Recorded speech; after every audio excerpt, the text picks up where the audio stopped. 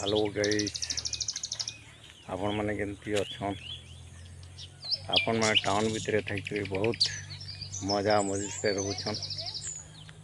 आम तो गाँ गौंडिया दुख सकाल पहले खेत खोला के आऊँ आ खेत रो काम माने करूँ। ये देखन आमर पल्हा घारी केमती पड़ी छे। क्या 2 दिन हवा आम पकईछू उठी आसलान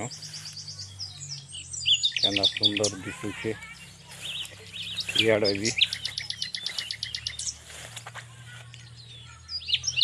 एमती आमर खेत खोला काम मन होचे।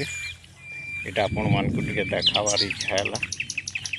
आमर गाँव परिवेश चारिआडे केमती चाष काम होचे सेटा देखावा लगी मुई इच्छा कली। आपण मान को देखु देखुन इे देखुन वर्षा पाग हेलान घड़घड़ी मारुचे।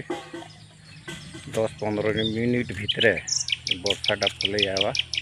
देखुन केड़े बादल धरछे। और आमर गाँव ठाउछे कुटराजोरी-sambalpur नु 15 किलोमीटर हवा। आमर पंचायत होचे जो आमर पंचायत होचे कोबरापाली ब्लॉक जोजमुरा।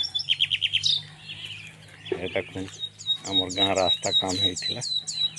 इटा कंक्रीट काम होइछे आ भल कर माने काम करिछन। ये सब गुड़ा आपण मान को देखाबार इच्छा है मुझे देखाली। आउ बेसी काଣା कथा में वर्षा हेलान मुझे घर के जीवी